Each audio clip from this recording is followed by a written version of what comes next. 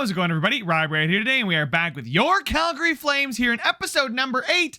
Before we get started with season number 3, I wanted to say thank you guys again for all the support on this series. It really does mean a lot. Like, it's awesome. And leaving a like will help me out a ton as well. I know you guys have been crushing it every time I ask. So if you don't mind leaving a like, if you're enjoying this series and going to go on and enjoy this episode, that would be awesome. But here we go. We're ready for season number 3, and a season where I think we actually have a decent looking team. I really appreciate the Andrei Kuzmenko shout. That looks really good because he's got close quarters, big tipper, and make it snappy. I mean, that's a pure goal scorer right there with good passing, offensive awareness, and wrist shot accuracy. As far as what he was doing in Vancouver, he put up 28 goals in back-to-back years after obviously in his rookie season, putting up 39 on a 27% shooting percentage, but 10.9% shooting percentage is still pretty good.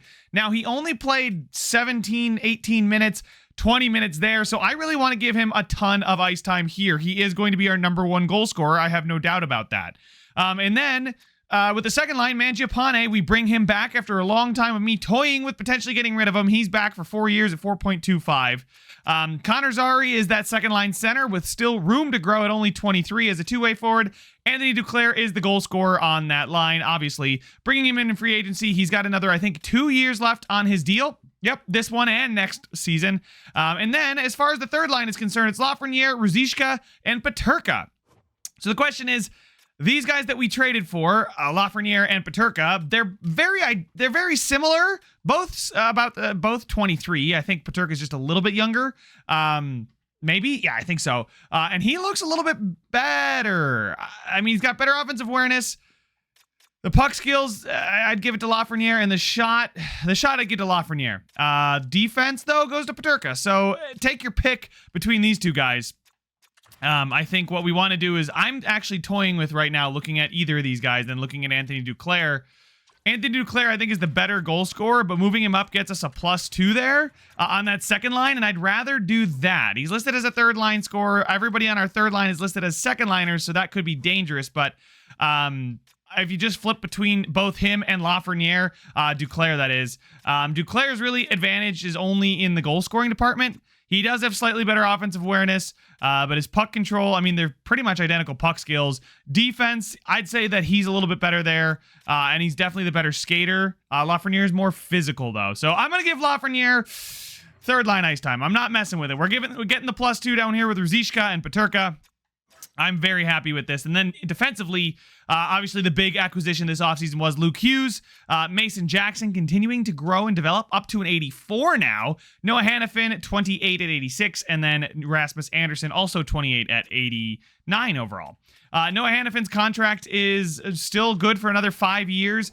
This is the one that I have to talk about, is Rasmus Andersson's expiring contract. Goaltenders as well. Spencer Knight's contract is expiring, and he's going to want a serious upgrade. So I was dabbling around. I set up the scouts already. I set all the prices.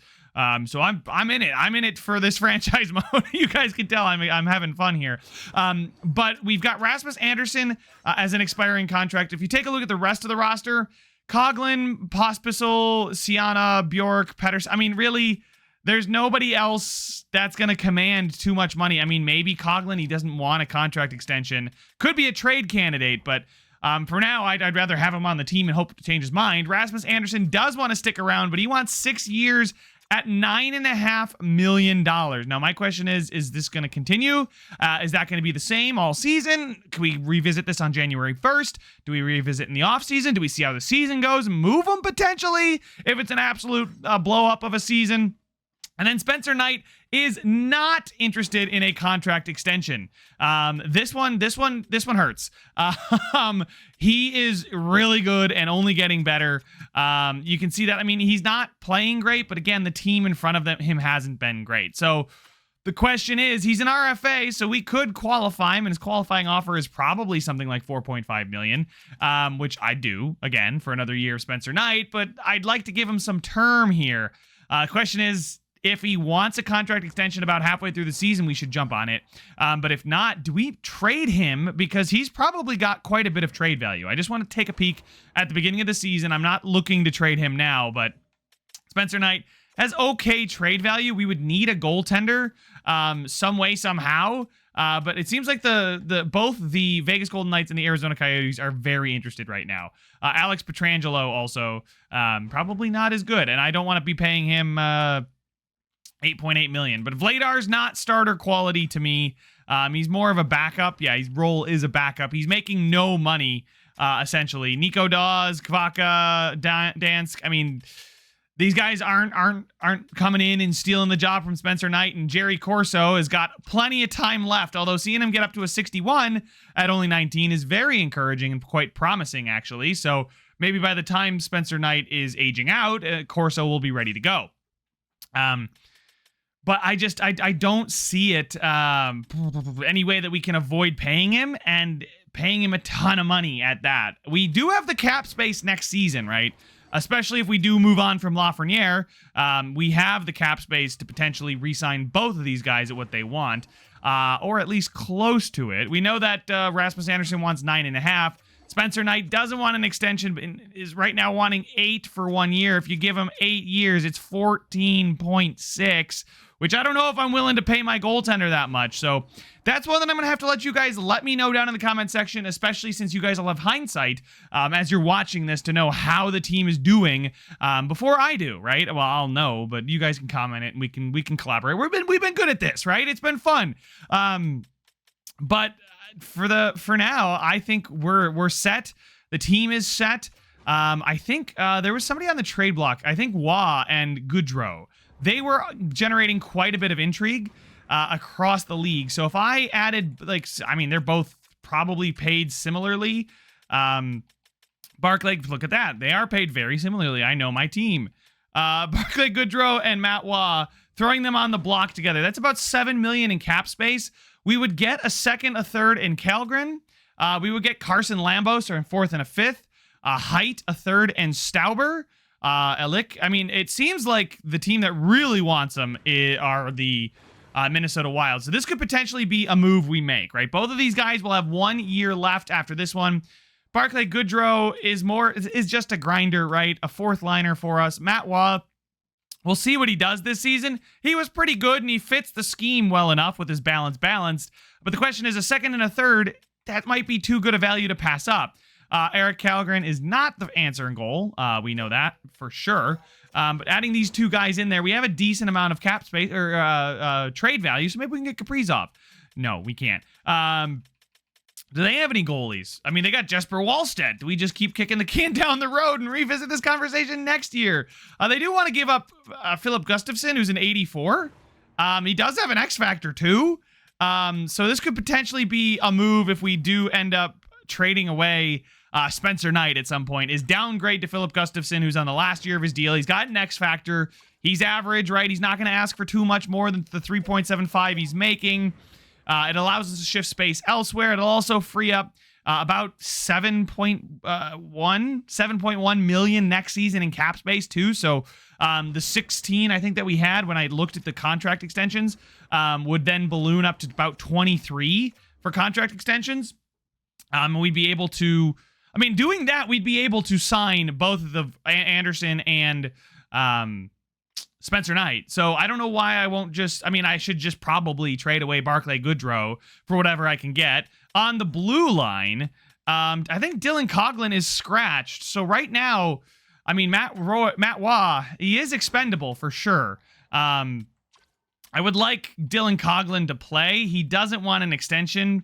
What would it take to get him accept an extension? We've got Lucas Cormier, who's going to grow, and then he would play with Coghlan. We've got Hughes and Jackson, and then Hannafin and Anderson. I feel like that's a really good grouping. And I think keeping Roy on the team and playing him and letting him just simmer for now. I say simmer, he's 30. It's not like he's going to develop much more, but the 83 he is in the value, I don't think is going to decline. Now, if it does start to decline, I may have to pull the trigger, but him and Goodrow could still be moved for a second and a third and then something, right? We saw that, or a decent prospect in a late pick. That's easily, I'd smash that trade button, but right now I want to make sure that we are looking good or in a position where we're flexible enough to do that. So what I think I'm going to do is we're going to get up to the start of the season. I'm going to make sure that my waiver guys are all set.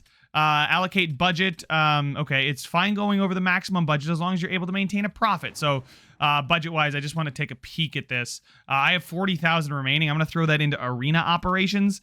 Promotions have already been spent. Advertising, I want that up. Scouting salaries are where they are. Scout travel, and then coach budget is already. I can barely move that. So we're pretty much there. Player salaries target is 84.2. We're allocated 84.59. So I'm going to save the budget. I didn't make any adjustments to it. But here we go. We're in the preseason, and things are going well. I'd like to see wins in the preseason. And by October 10th and 11th, we have to be cap compliant and have our waivers in order. And you guys know I always use the preseason as a gauge for how we are doing. And that's actually one thing I want to do is how are the lines looking? I know we don't always play the highest end talent, but again, I'm trying to really focus in on this one.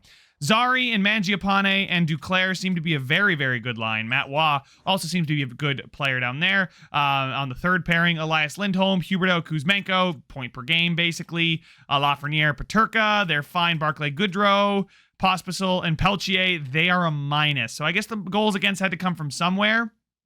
I wonder if it is Barclay Goodrow dragging them down. I mean, he's not been great any of the years he's played, right? A minus, giveaway to takeaway ratio is not good. He doesn't hit too much, but he's not even playing 10 minutes, right? To say that the team is failing because of Barclay Goodrow, I think would be just rude to him.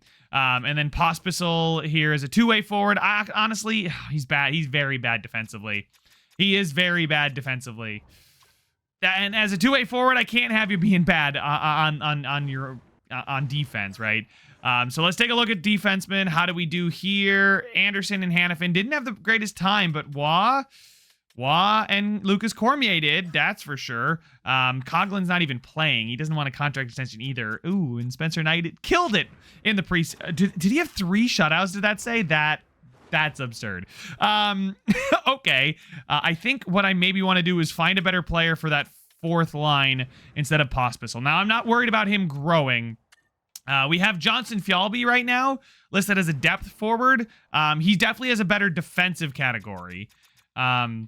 Under contract. Yes, they all are under contract. Thank you. In the system, sorting by this, we got Matt Coronado, who's a goal scorer. We also have Lucas Siana, who's very bad at defense. Ty Smith. I just want forwards for now. There's Schwint here, who's actually decent. I say that like I expect him to not be decent, but as a two-way forward, I think nobody else has 3-star defense. There's Anders Bjork, who honestly I would not mind keeping in the NHL at a 76, though I don't think he's going to provide much offense. Lenny Haymanau, I don't think he's ready. So I think if I were to call somebody up, it would probably be Schwint, Cole Schwint. He's got 80s in every category. He's perfect here. And then in the NHL, we now have probably, I think, 7 defensemen, right? Because Coughlin is there. And then we have our 14 forwards. So we'll take a look at the AHL lines. I just want to make sure everybody's getting the ice time that they should be. Not like Lekkerimäki is getting benched for Bjork. And we get a +2 even, so that's great. Kernins, Haymanau, yep, get a +2 there. I'm absolutely fine with this. Hellenius, move up for Bjork. Bjork is really getting the short end of the stick, isn't he? But a +3 if I move Hellenius at center. Can any of these other guys play center? No, he's just going to play center. Nikolaev he's fine. Stromgren is medium. Yeah, so these guys, Emilio Pettersson, yeah, we'll flip-flop. You know what? Bjork can stay on the bottom line. But yeah, +3, +2 there is great. Defensively, Ty Smith. And I want to put Kral up here. We get a +2.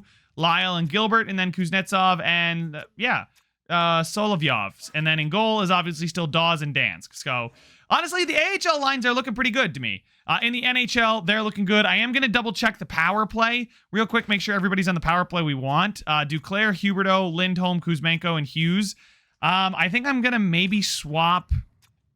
We're going to swap Duclair, see if we can maybe. Wow, they don't even have. Okay, so who is going to get. Oh, I think I would definitely take. Rather than Anderson, we'll do this. Wow, Hughes on the top line power play? I disagree with that. Let's bring Rasmus Anderson back up.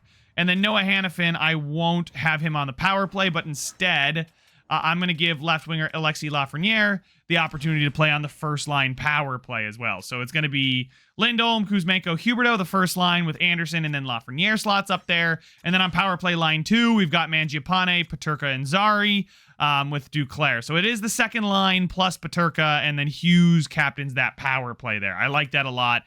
He's the offensive defenseman. I know Mason Jackson looks a little bit better, but for now, I'm going to try and get Luke Hughes to really achieve that low elite potential. So we're now ready to jump in to the simulation, finally. I know sometimes I waffle a lot at the beginning of episodes, but now we get to simulate, and we get to see just how this team I've put together and that you guys have helped, what we can do. And the first month, I think, is going to be big.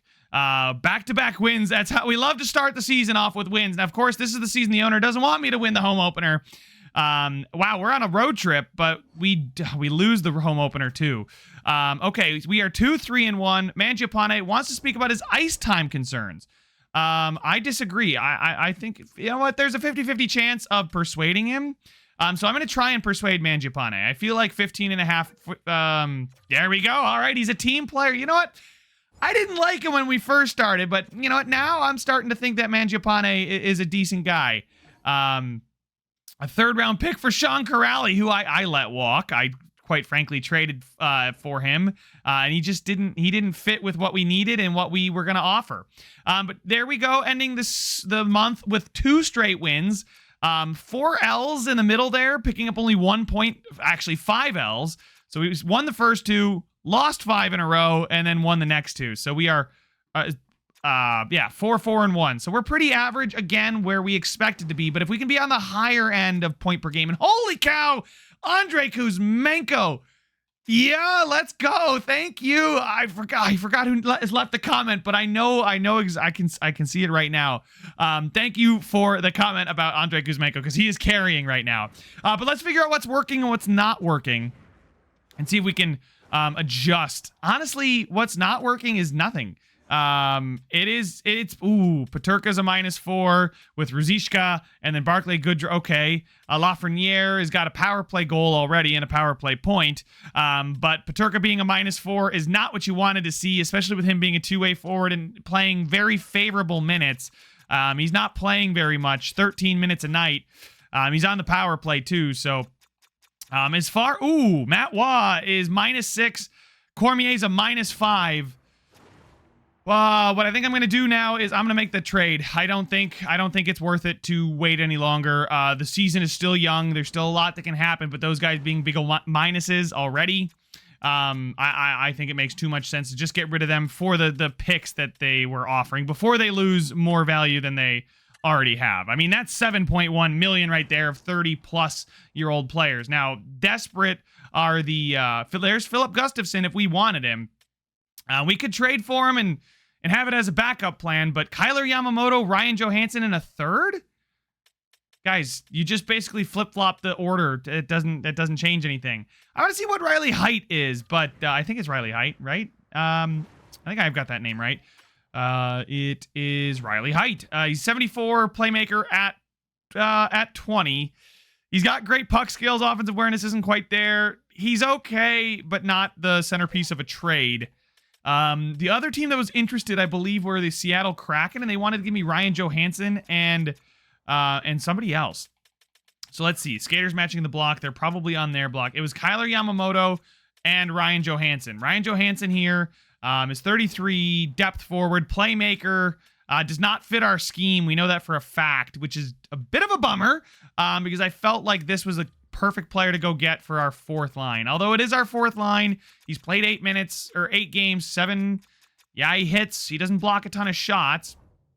And then we've got Kyler Yamamoto here playing 12 minutes, who's not bad at 6 points. Yeah, 4 goals. I think I will add both of these guys and then add in the third. Maybe I can get a second out of Seattle. I doubt it.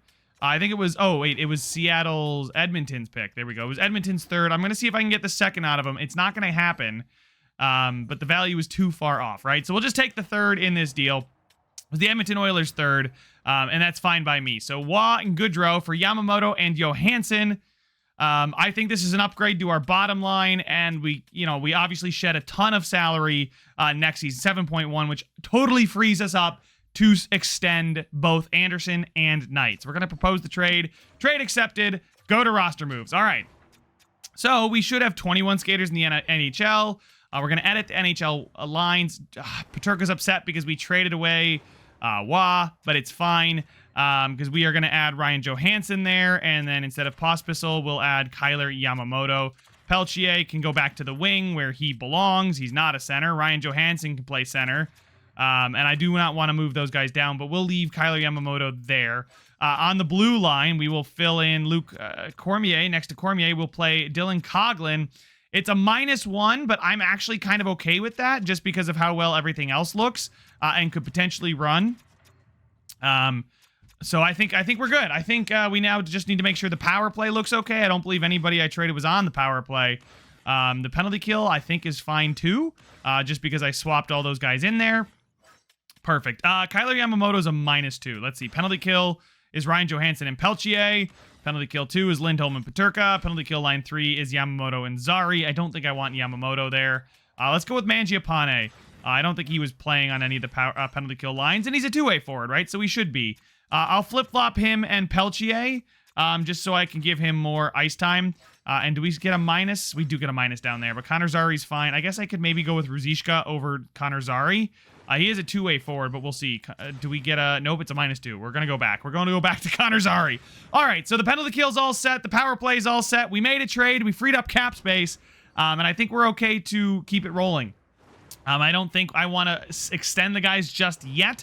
I think we'll wait. We'll give it up to January 1st, which is generally where I start to look at contract extensions. It's where you can give what guys you gave a 1-year deal to. You can start negotiating with them then. So we're good to go up another month. I think this should hopefully help us. Matt Waugh was not helping us. Dylan Coghlan we know is good and he fits. Cal Fleury is on waivers. Seattle placed Cal Fleury on waivers. I think I might claim him. What's his contract? 1 year. I mean, that's super cheap. It would be another depth defenseman for us. I'm actually going to decline to claim him. I think it could be good, but for now, I'm going to decline. We lose our first game after the trade, but we bounce back with wins against Nashville, and I said wins, like I knew. Wow, we beat Edmonton twice. Against Minnesota, they dominate us. Same thing with the Blackhawks, but we bounce back against the Stars. Carolina, we lose to them. Incoming trade offer, no thank you. Against the Islanders, we're going to win. Mangiapane wants to now apologize for how he's playing out there. I'm going to agree. I'm going to try and persuade. It was 50-50. We flipped the coin again, and he appreciates the vote of confidence. Mangiapane, I do expect you to perform, my guy. But I think you can still, I think you got it. I don't think we need to change what's going on, because right now, we're a point per game as a team, and Kuzmenko is, Kuzmenko. We're a point per game right now, which would not be good in any other division but our own. But that's all that matters, because we're in our division, not somebody else's division. So that's all we need to worry about. And we're looking actually pretty good. I want to take a look at the team stats. Where does the team need to improve? We're 11-11-1. Is it just we aren't scoring goals? Are we getting scored on too much? 3.26 goals for per game is very good. 3.78 goals against per game. Are you kidding me? Holy cow. That's almost 4. That might be the worst in the league. It's not quite the worst in the league, but it's 4th worst. The Blues are shedding 4.22 goals against per game. Holy cow. Their coach is a B as well. So if there was a first-round pick to go after, it's probably theirs. Man, oh man, we are just bleeding goals. I wonder who's the main culprit, because somebody's got to be a minus, right? We need to have a big old minus somewhere. There they are. They're everywhere. Connor Zari now on the second line is a big minus with Mangiapane and Duclair. That second line is not working. Lafreniere, Kyler Yamamoto, okay. Just continuing to be amazing. 5 points now in 14 games played. He's shooting like 35%. He's got 7 goals on 20 shots. I bet that's going to regress at some point, but I will enjoy it for now. Peterka's back to even. Ryan Johansson's a plus. Ruzicka and then Pospisil's still the minus, but he hasn't gotten much ice time. So really, Kuzmenko, Huberdeau, Duclair, Mangiapane, and Zari, they're the minuses. Lindholm's still looking okay. Defensively, Hughes and Mason Jackson are minuses. Cormier and Coughlin are minuses as well. I wonder if we want to move Cormier up with Mason Jackson. Maybe slide something around in that middle six because they're very fluid. So what we'll do is I think Lafreniere was doing well. Do I really want to break that up, though, is the question. Is if he's, yeah, what has he got? He's got 13 points, 7 points, and 8 points. So I think what I'll do is I'll move Duclair down so we can get Lafreniere up, who fits the second line very well, gets these guys a bit of a boost. I don't want to drop anybody off of, obviously I'm not going to move Kuzmenko or Lindholm. Defensively, Hughes, oh my God, Hughes and Cormier do not work at all, but -6. I mean, he is playing 21 minutes a night, and he's got 5 points. It's just not enough, really, for me to say that he's killing it. So we're going to play Lucas Cormier with Mason Jackson and Luke Hughes with Dylan Coughlin. I could even look to do something like this, moving Mason Jackson up and then Luke Hughes with Hanifin. I think that might be the best idea to kind of spread the wealth. We give Mason Jackson even more ice time. You know, he looks like he's capable of it on the back end, and I think offensively he'll be fine.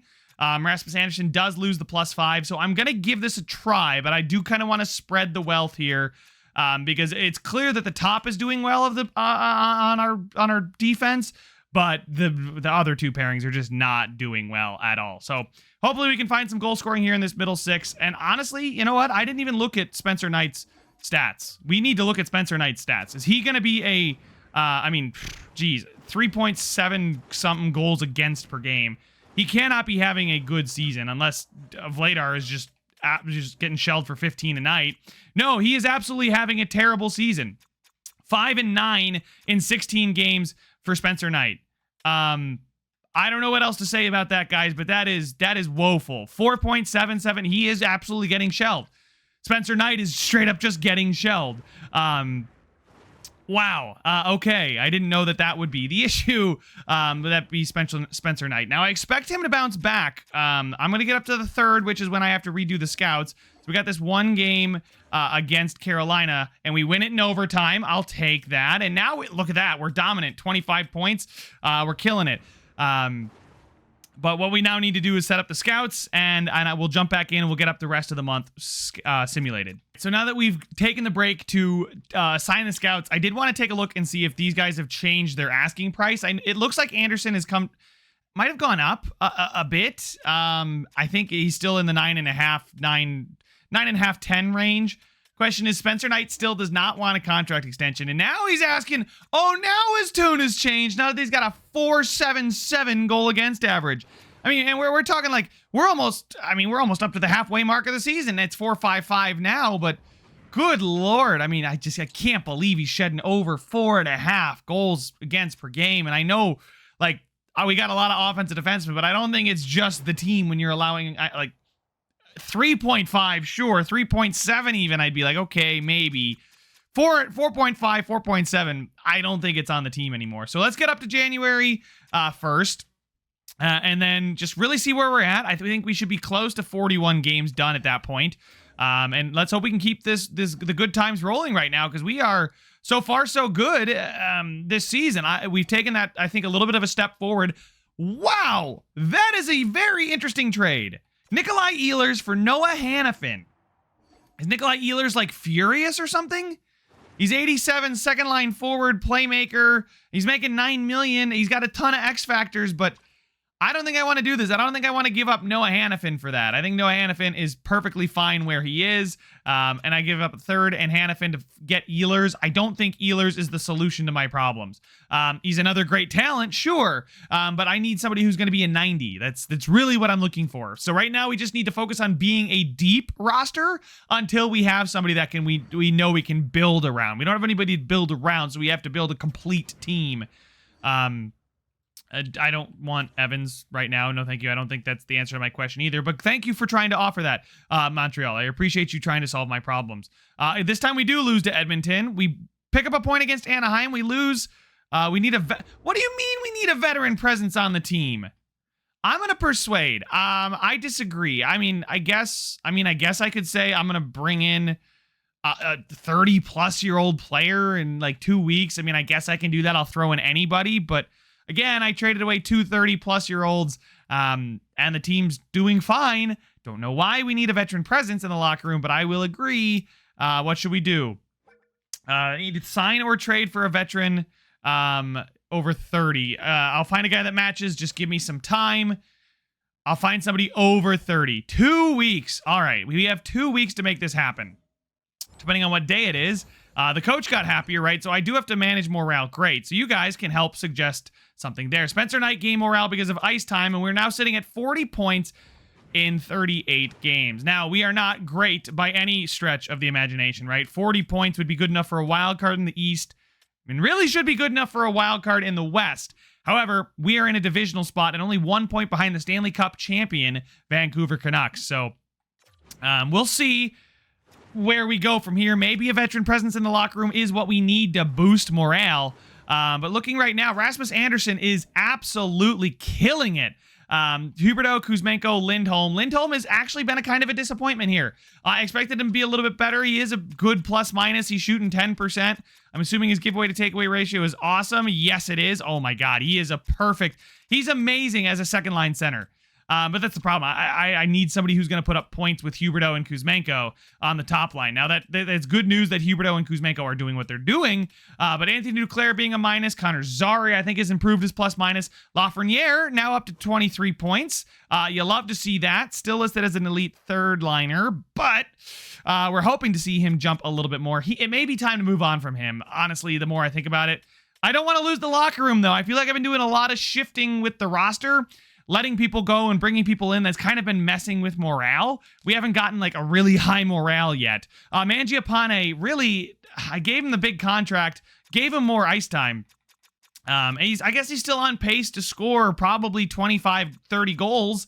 But last season, you know, obviously a major reduction in ice time. But 2 seasons ago, he put up 60. This year, he might get to 60 and he might get to 30. So he might be on pace to do that again. So maybe I'm slighting him because it just looked like he did it more early, I think, a couple years ago. Kyler Yamamoto, cool, bro. Outperformed JJ Peterka. JJ, dude, come on, man. I need more than 13 points out of him. I mean, I know he's only playing on the third line, but 13 points, 5 goals. His shooting percentage is nowhere near what it was in those 20-some games in Buffalo. He's like an 8% shooter here. His giveaway to takeaway ratio is generally even. He hits a lot, but he's seeing his ice time reduce every year, it seems. So, I don't know. His plus-minus has improved. I'd just like to see a little bit more offensive growth out of JJ Peterka, who I thought was going to be an absolute stud early on. Maybe I am mismanaging his development. You guys let me know. Ruzicka and Johansson, Peltier, and then Pospisil hasn't played. But I do think the Johansson and Yamamoto trade might be a little bit underrated for what I thought it was going to do. Not only did we shed salary, we picked up a third, and we also picked up 2 guys that are contributing quite well. Kyler Yamamoto is no longer shooting 30% for us, but 16.7% I will take. But then we looked at the blue line, and you guys saw it already. Noah Hannafin with his 14 points is Rasmus Andersson is basically a point per game and a plus 16. Mason Jackson is now 85 overall. Oh, guys, we may have found an absolute stud here in Mason Jackson. The fact that he's already up to an 85 at 19 medium elite.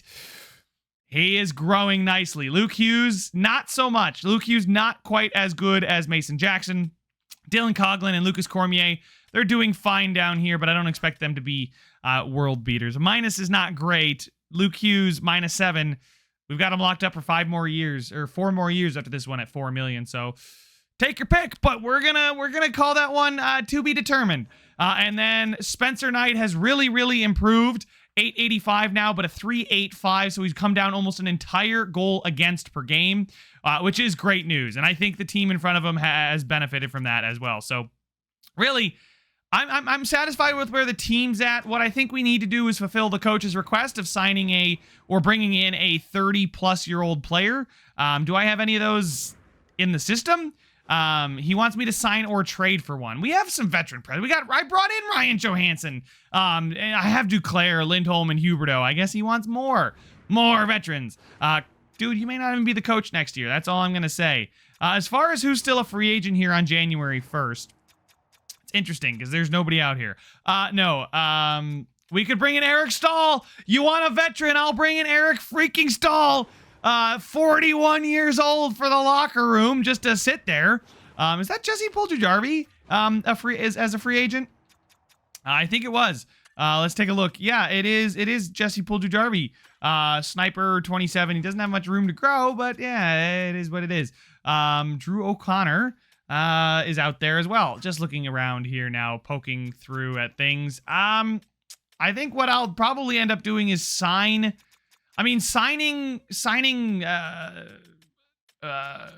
Eric Stahl. There he is. Good God. I just completely mentally went goodbye.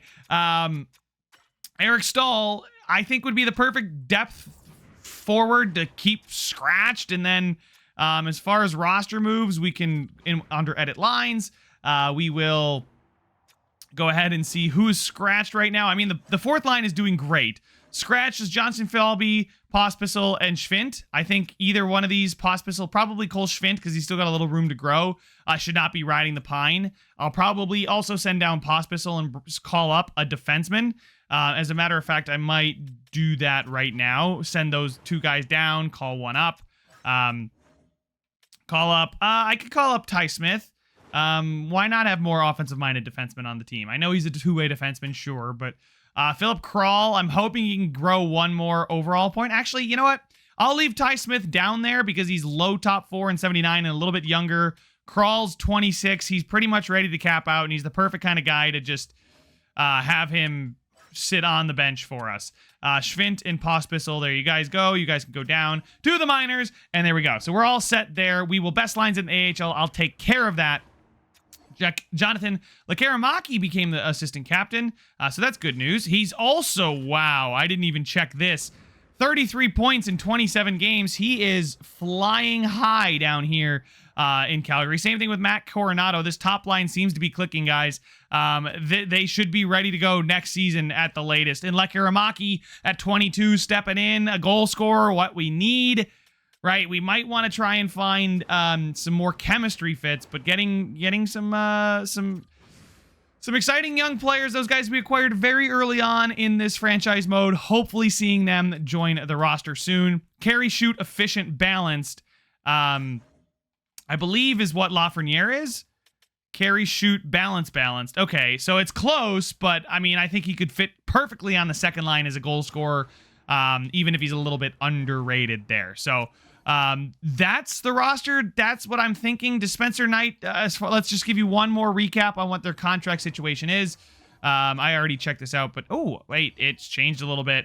$10 million now for Rasmus Andersson. It's getting more and more expensive to keep him around. Spencer Knight still does not want a contract extension, but his ask is crazy, guys. 4 or 5 years, $10 million. With his performance, I don't know if it's worth it, but again, I don't want to keep trading away assets to keep our locker room chemistry down under 70. I feel like if we can get a locker room chemistry above 70, we're going to start rolling. But let me know your guys' thoughts and comments. You guys have been awesome this entire series. You guys are geniuses in the comment section. I wouldn't be here without you guys. But thank you guys so much for watching. Make sure to leave a like if you enjoyed it. Subscribe if you want to see some more, and I will see you guys in the next one. It's a free-for-all before we fall. It's a free-for-all before we fall. Took some L's, but I guess you can't.